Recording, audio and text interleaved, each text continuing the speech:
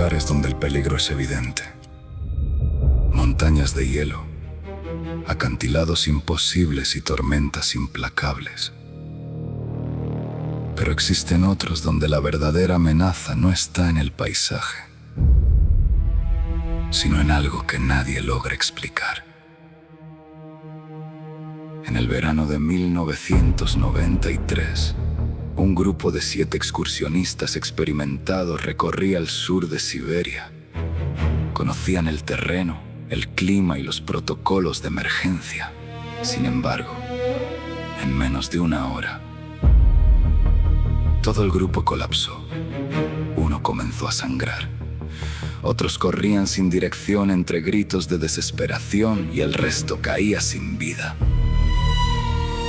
Más de 30 años después, la tragedia de Kamar Davan sigue generando escalofríos y preguntas sin respuesta. Esto es misterio en el tiempo.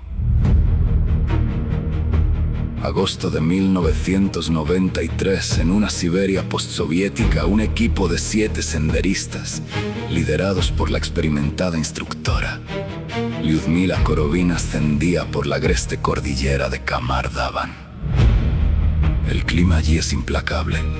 Un cielo despejado puede convertirse en una tormenta de nieve en cuestión de minutos. Sin embargo, los primeros días transcurrieron con absoluta normalidad, sin presagiar el enigma que estaba por desatarse.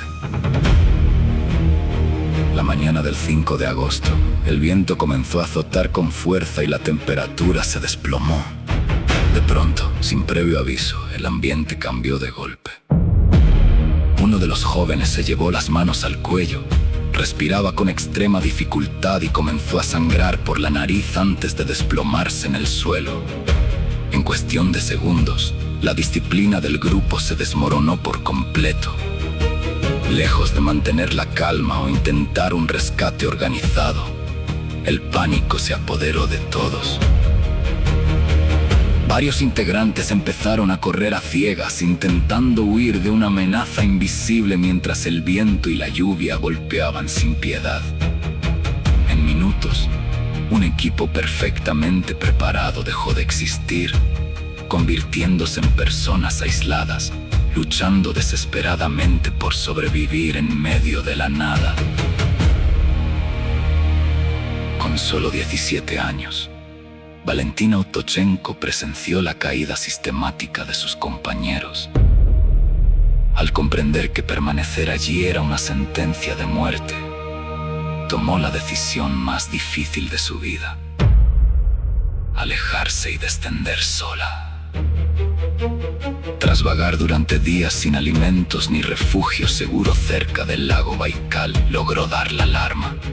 Los rescatistas llegaron, pero ya era demasiado tarde. Cuando los equipos alcanzaron la zona, la escena desafiaba toda lógica. Los cuerpos no estaban agrupados por una avalancha ni presentaban marcas de animales o signos de violencia.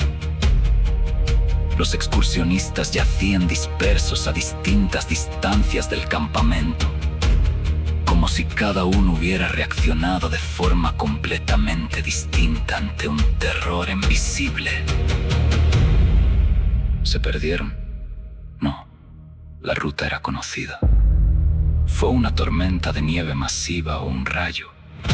El terreno y los cuerpos no mostraban indicios de ello. Cada hipótesis tradicional se derrumbaba una a una, convirtiendo la investigación en un laberinto de incógnitas cada vez más profundas.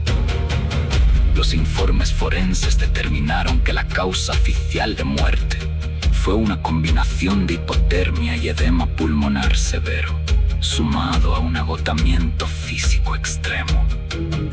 Sin embargo, la ciencia no lograba explicar por qué el primer excursionista colapsó de manera fulminante antes de que el frío extremo afectara por completo al resto del organismo.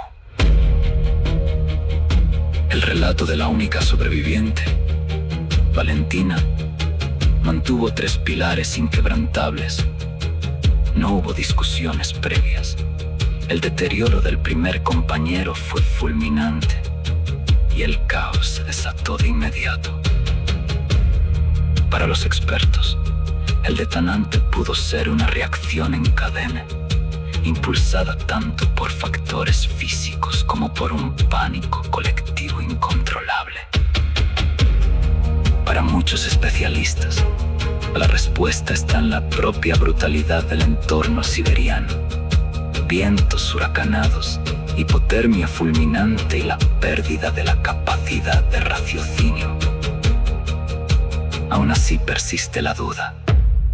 ¿Cómo un grupo de élite perdió el control de una forma tan súbita y devastadora?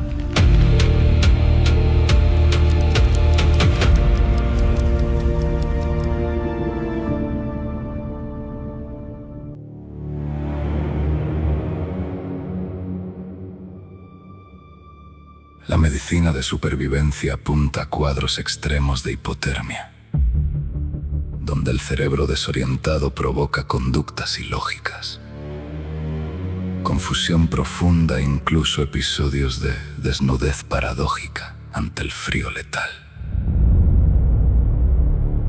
Pero el detonante inicial de aquella crisis sigue siendo el gran punto ciego del caso. Otra línea de análisis sugiere una emergencia médica repentina, como un edema pulmonar o cerebral de altura, que desestabilizó al líder del grupo, arrastrando a los demás al agotamiento y al colapso en medio de la tormenta. Con los años, el vacío de respuestas alimentó toda clase de teorías, desde pruebas militares secretas y gases tóxicos hasta radiación y fenómenos paranormales. Sin embargo, los registros oficiales y las evidencias científicas descartan por completo estas hipótesis fantásticas, recordándonos que debemos atenernos a los hechos probados. Quizás el verdadero misterio de Qamar Daban sea la dolorosa constatación de nuestra propia vulnerabilidad. Cuando el clima extremo, el agotamiento y el miedo absoluto se combinan, la naturaleza no necesita recurrir a lo sobrenatural para resultar completamente letal. Han pasado más de 30 años desde aquella tragedia. Las montañas de Qamar Daban continúan allí, imponentes y silenciosas, mientras miles de excursionistas recorren senderos similares cada año. Fue una fatal cadena de errores bajo un clima extremo, o un fenómeno médico irrepetible. Probablemente nunca lo sepamos con certeza. Pero historias como esta nos demuestran cuánto aún desconocemos sobre los límites del ser humano frente a la inmensidad de la naturaleza. Si este caso te hizo reflexionar, déjanos en los comentarios cuál de las hipótesis te resulta más convincente. Si disfrutas de las grandes investigaciones y los enigmas de la historia contados con rigor, suscríbete a Misterio en el Tiempo y acompáñanos en nuestro próximo viaje hacia lo desconocido. Porque hay historias que el tiempo jamás consiguió explicar. Y aquí seguiremos buscando la respuesta.